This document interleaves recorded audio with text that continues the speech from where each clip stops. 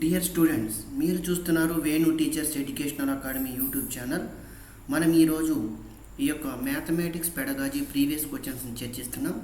ఈ యొక్క పీజీటీ పేపర్కి సంబంధించి ప్రీవియస్ పార్ట్స్ 5 పార్ట్లుగా మనం ఈ యొక్క ప్రీవియస్ క్వశ్చన్స్ని డిస్కషన్ చేయడం జరిగింది. ఇప్పుడు మనం చర్చలోకి వెళ్ళడానికంటే ముందు వేణు టీచర్స్ ఎడ్యుకేషనల్ అకాడమీకి సంబంధించినటువంటి యాప్ అనేది ఉంది. దీనికి సంబంధించినటువంటి పరీక్షలు, తర్వాత యాప్లో కోర్స్ రన్ అవుతుంది. హాఫ్ సిలబస్ అయిపోయింది. సో విద్యార్థి మిత్రులందరూ కూడా దాన్ని డౌన్లోడ్ చేసుకొని ఎగ్జామ్లో సక్సెస్ కాండి. దీనికి సంబంధించిన ఎగ్జామ్స్ కూడా ఆల్రెడీ రన్ అవుతున్నాయి. 15 ఎగ్జామ్స్ ఆల్రెడీ పెట్టున్నాను. సో మీరు యాప్ కొనుగోలు చేసుకున్నట్లయితే ఆటోమేటిక్గా ఎగ్జామినేషన్లో సక్సెస్ కావడానికి అవకాశం ఉంది. సో ఇలా ఈ యూట్యూబ్ ఛానల్ కొత్తగా చూసేవారు సబ్స్క్రైబ్ చేసుకోండి, లైక్ చేయండి మరియు షేర్ చేయడం మర్చిపోవద్దు. అన్నిటికంటే ముఖ్యంగా ఈ వీడియోని ఎండ్ వరకు స్కిప్ చేయకుండా చూడండి. దీనివల్ల మీకు చాలా ఉపయోగం ఉంటుంది. ఎందుకంటే ఈ వీడియో చూస్తున్నారంటే మీరు చాలా అదృష్టవంతులని చెప్పుకోవాలా. ఎందుకంటే ఇది పార్ట్ 6 ప్రీవియస్ క్వశ్చన్స్ పార్ట్ 6 ఉందంటే అంటే 5 భాగాలు ఉన్నాయనే కదా అర్థం. వాటిని కూడా సెర్చ్ చేయండి. వేణు టీచర్స్ ఎడ్యుకేషనల్ అకాడమీలో మీకు దొరుకుతాయి. సో దీని మూలంగా మీకు ఒక అవగాహన వస్తుంది. రాబోయే ఎగ్జామ్ని పర్ఫెక్ట్గా చేయడానికి ఉపయోగపడుతుంది అనే విషయాన్ని మీరందరూ కూడా గమనించాలి. అయితే గత వీడియోలో మనం దీనికి సంబంధించినటువంటి అంశాలు ఏవైతే ఉంటాయో, ముఖ్యంగా మనం ప్లానింగ్ ఫర్ ఎఫెక్టివ్ ఇన్స్ట్రక్షన్ ఏదైతే ఉంటుందో ఆ ఎఫెక్టివ్ ఇన్స్ట్రక్షన్ అనేవి గత ఎగ్జామినేషన్లో వచ్చిందని చర్చించడం. మనం ఈ వీడియోలో ముఖ్యంగా మైక్రో టీచింగ్కి సంబంధించి ఒక 3 బిట్లు ఇచ్చాడు. ఒక 13 బిట్స్ మాత్రం టీచింగ్ లెర్నింగ్ మెటీరియల్ నుంచి ఇచ్చాడు. అంటే చూడండి, 100 బిట్స్లో 13 బిట్స్ టీచింగ్ లెర్నింగ్ మెటీరియల్ నుంచి ఇచ్చాడు. అంటే దీని యొక్క పార్ట్ చాలా పెద్దగా విస్తృతంగా ఉందనే విషయాన్ని మీరు అందరూ కూడా గమనించాలి. ఇక మనం వీడియోలోకి వెళ్తే ఇక 56th క్వశ్చన్ గమనించినట్లయితే, in micro teaching cycle after preparation and teaching the skill the order of remaining stages is. అంటే మైక్రో టీచింగ్లో ప్రిపరేషను మరియు టీచింగ్ ద స్కిల్ అనే వాటి తర్వాత క్రింది ఆర్డర్లో ఏది ముఖ్యమైనదని గమనించినట్లయితే రీఇన్ఫోర్స్మెంటు, రీప్లాను, రీటీచు, రీఇన్ఫోర్స్మెంట్ అనేది గమనించాలి. సో ఆప్షన్ అనేది 4వది అవుతుంది. ఇన్ జనరల్గా మనం మైక్రో టీచింగ్లో ఏం చేస్తాము, ప్లానింగు, టీచు, ఫీడ్బ్యాక్, తర్వాత ఫీడ్బ్యాక్ తీసుకున్న తర్వాత రీప్లాను, రీటీచు, మళ్ళీ రీఫీడ్బ్యాక్ ఇట్లా తీసుకుంటాం. సో కాబట్టి ఇక్కడ రీఇన్ఫోర్స్మెంట్ తీసుకుంటున్నాం అంటే ఫీడ్బ్యాక్ అన్నట్టు, రీప్లాన్ చేస్తున్నాం, రీటీచ్ చేస్తున్నాం, మళ్ళీ రీఇన్ఫోర్స్మెంట్, మళ్ళీ ఫీడ్బ్యాక్ తీసుకుంటున్నాం. ఇదే సైకిల్. కాకపోతే మీరు ఫీడ్బ్యాక్ అనే దాన్ని ఇక్కడ రీఇన్ఫోర్స్మెంట్గా ఉపయోగించాడు, అభ్యర్థులు గమనించాలి. తర్వాత నెక్స్ట్ 57th క్వశ్చన్ గమనించినట్లయితే, the order in which first 4 Herbartian steps of teaching may be followed is.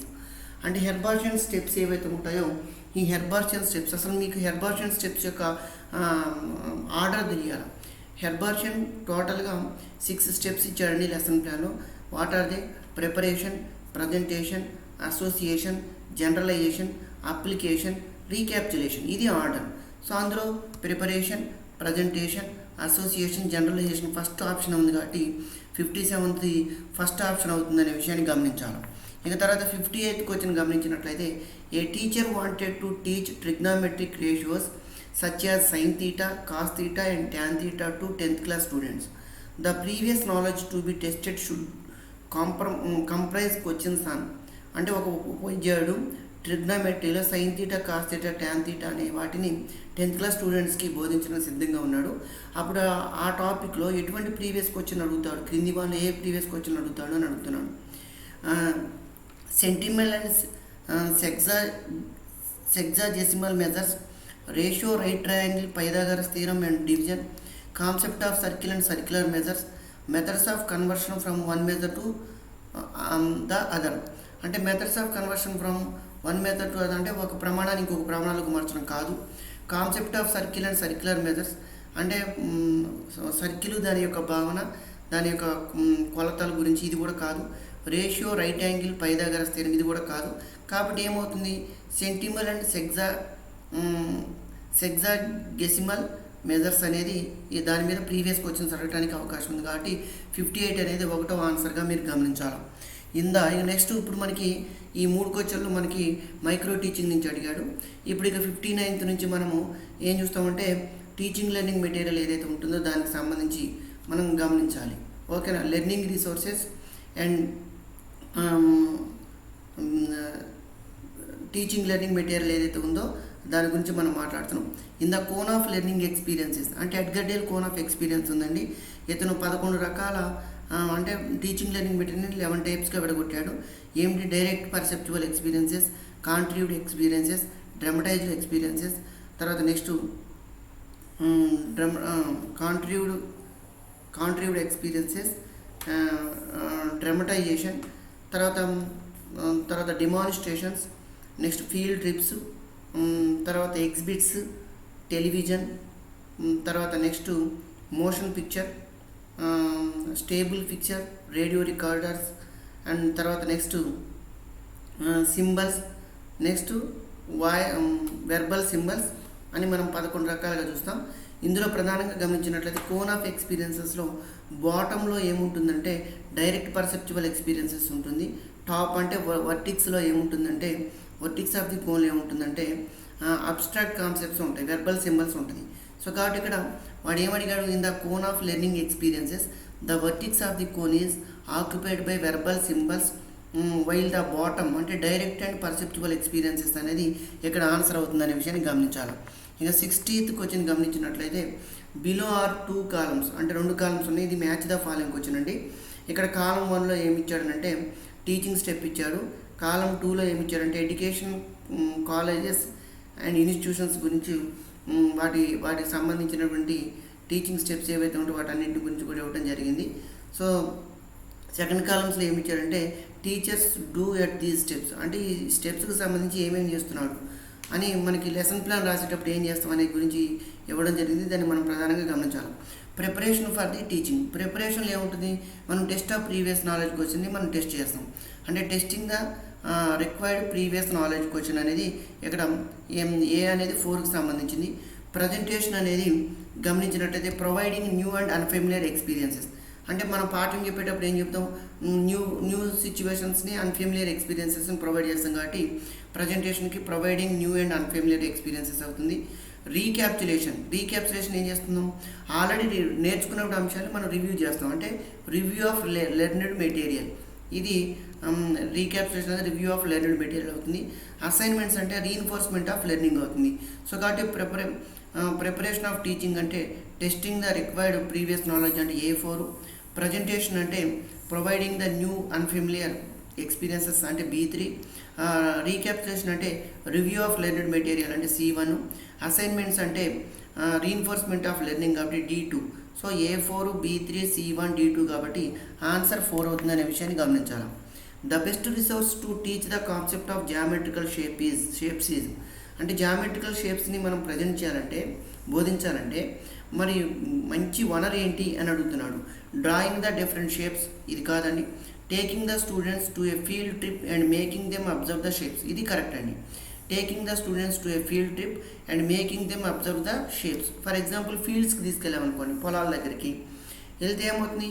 ఆ పొలాలన్నీ కూడా స్క్వేర్లో రెక్టాంగిల్లో కూడా షేప్ చేయబడి ఉంటాయి. వాటిని చూసి పిల్లవాడు ఈ యొక్క జామెట్రికల్ షేప్స్ నేర్చుకోవడానికి అవకాశం ఉంది. ఇక ప్రొజెక్టింగ్ డిఫరెంట్ మోడల్స్ అంటే ఇది కూడా కాదు. Showing the arrangement on flannel board అంటే ఫ్లానెల్ బోర్డ్ మీద చూపించడం కూడా కాదు. కాబట్టి ఇక్కడ taking the students to a field trip and making them observe the shapes అనేది important correct answer. Which of the following is a graphic aid? Graphic aid అంటే నునుపైన ఉపరితలంపై లిఖించబడిన వాటినే గ్రాఫికల్ ఎయిడ్స్ అంటారు. ఏమేంటి? పిక్చర్స్, డయాగ్రామ్స్, చార్ట్స్, మ్యాప్స్ ఇవన్నీ కూడా గ్రాఫికల్ ఎయిడ్. సో మరి ఏంటిది? అది డయాగ్రామ్ అనేది గ్రాఫికల్ ఎయిడ్. సో గ్లోబ్ అనేది 3 డైమెన్షనల్ ఆస్పెక్ట్. బ్లాక్ బోర్డ్ అనేది ఏంటి? Display board. మోడల్ అనేది కూడా 3 డైమెన్షనల్ ఆస్పెక్ట్. డయాగ్రామ్ అనేది గ్రాఫికల్ ఎయిడ్ అనే విషయాన్ని గమనించాలి. The educationalist who classified the learning experiences in the order of their effectiveness అంటే బోధనోపకరణాల యొక్క ఎఫెక్టివ్నెస్ని బట్టి ఎవరు బోధనోపకరణాలని వర్గీకరించాడు. మనం ఆల్రెడీ చేసుకున్నాం. Edgar Dale cone of experience అని చెప్పుకున్నాం. అంటే Edgar Dale cone of experience నుంచి 2 బిట్లు ఇచ్చాడు. ఎవరైనా బెంజమిన్ బ్లూమ్స్, డేవిడ్ ఆర్టాథోల్, హెర్బర్ట్, ఎడ్గర్ డేల్. ఇక్కడ ఆన్సర్ 4వది అవుతుంది. ఎడ్గర్ డేల్ అనే అంశాన్ని మీరు గమనించాలి. Suman was absent for 2 days due to fever. సుమన్కి జ్వరం రావడం వల్ల 2 రోజులు తరగతికి ఆబ్సెంట్ అయ్యాడు. He wanted to fill the gap of his mathematical learning. అతను గణితం యొక్క అభ్యసనాన్ని పూర్తి చేయాలని అనుకున్నాను. అది ఏదైతే మిస్ అయిందో అది. The source useful for him. మరి ఏ సోర్స్ కింద దాంట్లో ఉపయోగపడుతుంది? మ్యాథమెటిక్ టెక్స్ట్ బుక్కా, మ్యాథమెటిక్ జర్నలా, మ్యాథమెటిక్ ల్యాబొరేటరీయా, మ్యాథమెటిక్స్ వర్క్షాప్? అంటే మ్యాథమెటిక్ టెక్స్ట్ బుక్. నేను మ్యాథమెటిక్స్ టెక్స్ట్ బుక్స్ గురించి, తర్వాత లెర్నింగ్ రిసోర్సెస్ గురించి నేను చాలా డీటెయిల్డ్గా నేను వీడియో చేయడం జరిగింది. దాన్ని మీరు నేను ఇచ్చినటువంటి నా యాప్లో ఉన్నటువంటి కోర్సును మీరు చదువుకుంటే అసలు ఈ బిట్లోని మీరు ఏం చేయక్కర్లా, జస్ట్ వింటేనే మీరు చేయడానికి అవకాశం ఎక్కువగా ఉంది అనే విషయాన్ని గమనించాలి. The board that is useful to form different mathematical shapes by inserting into the holes. అంటే రంధ్రాలలో గుచ్చడం ద్వారా వివిధ రకాల గణిత ఆకారాలని మనం ఫ్రేమ్ చేయొచ్చు, ఫామ్ చేయొచ్చు అనేది ఉంటుంది. మరి కుచ్చే బోర్డు ఏంటి? Peg board. పెగ్స్ అంటే రంధ్రాలు.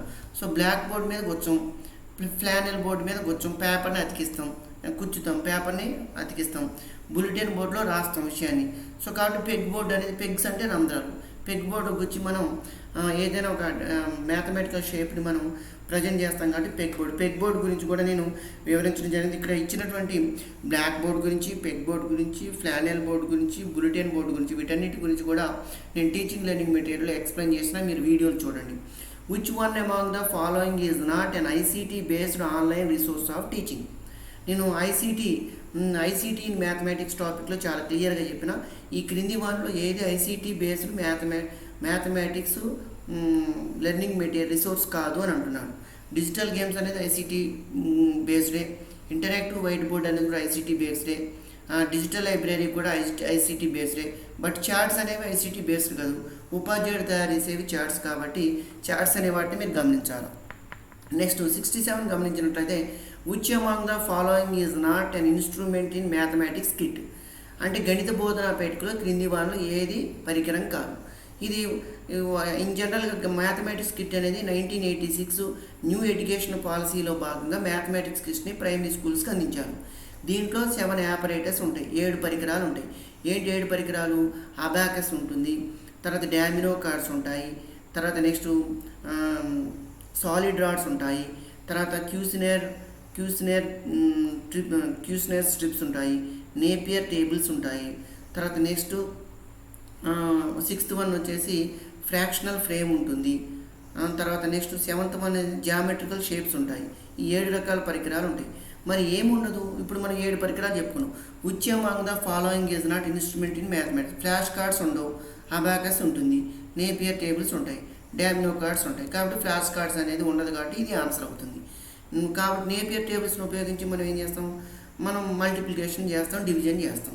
అబాకస్తోని addition, subtraction, face value, place value గురించి చెప్తాం.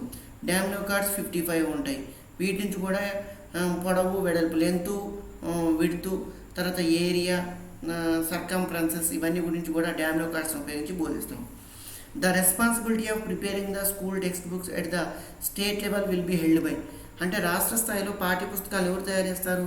ఎస్సీఆర్టీ వాళ్ళు తయారు చేస్తారు. డైరెక్ట్ బిట్ ఇది, ఇందులో అనుమానించడానికి లేదు.